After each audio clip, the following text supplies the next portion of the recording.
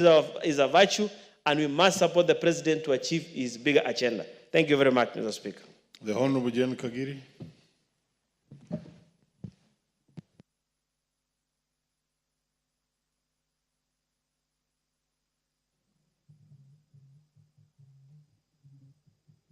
Thank you, Honorable Speaker, for giving me this opportunity to contribute to the State of the Nation address. Honorable Speaker, I would want to start by appreciating that the President indicated that he's a listening President. And as he went on with his speech, it confirmed that true to the word, he's actually a listening President. Honorable Speaker, I would want to start with the mention of CBC.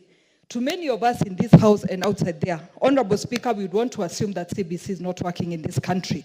But recently, Honorable Speaker, I visited Mombasa. And when we took a boat ride and got to the middle of the ocean, the captain asked who was ready to dive into the water. 3 young boys shouted quickly that they are CBC students and they know how to swim.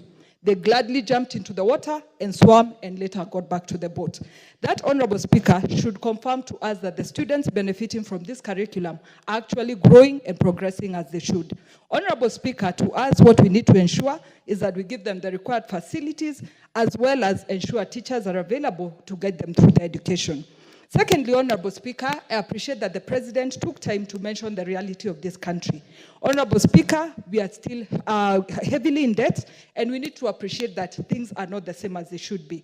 We would want a lot of development, but just like in our houses, when we are in debt, there are some things we have to sacrifice because we are not able to provide things as they should be done.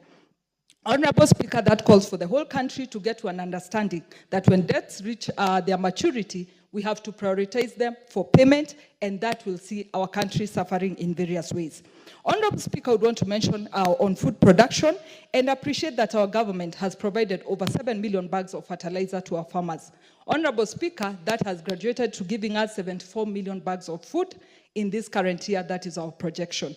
Honorable Speaker, if we look at the consumption required for our country, it is around 52 million bags per year. This is now confirming to us that we are headed to become a country that will be exporting maize now and in the near future. Honorable Speaker, that is growth and progress for our country.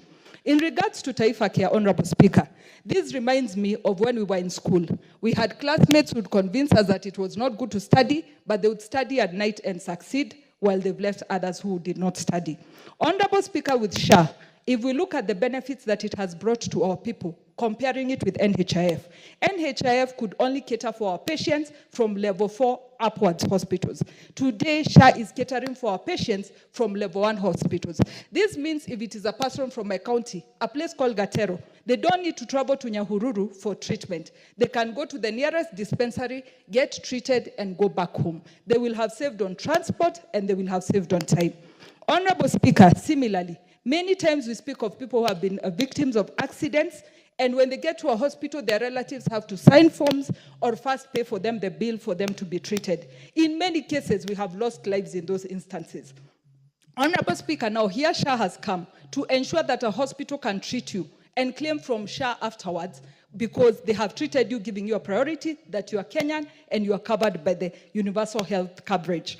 Honorable Speaker, on my third point, we are always called for fundraisings. Fundraisings towards patients of cancer, fundraisings towards patients with terminal illnesses. Here again has come SHA that is going to cover our people on all those areas and ensure that families don't have to lose their properties as they are trying to save their loved ones. And Honorable Speaker, having had the experience of having a patient in ICU with cancer, I tell you, Honorable Speaker, as you're praying for the patient, every evening you have to go look at how fast the bill is growing. For me, I appreciate that our people will never have to worry about that.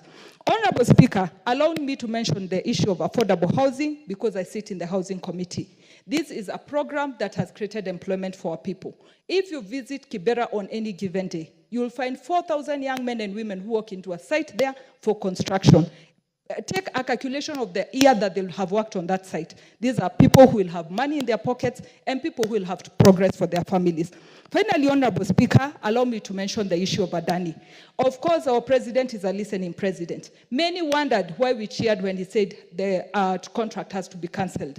Honorable Speaker, it is because we had all individually raised our voices on this issue, and silently the president heard us and made his proclamation on it. Honorable Speaker, I would want to add and state, many times we look at other countries that are doing well, And we forget our own country. Rwanda is doing a PPP on the international airport. Rwanda owns 40% of that transaction, and 60% is by Qatar Airways. Is Rwanda going to lose their airport? The answer is no. Is Rwanda going to progress? The answer is yes, because they will get funding from private sources and grow their country. Finally, Honorable Speaker, femicide has to come. The Honorable Beatrice Kimei. You have been waiting.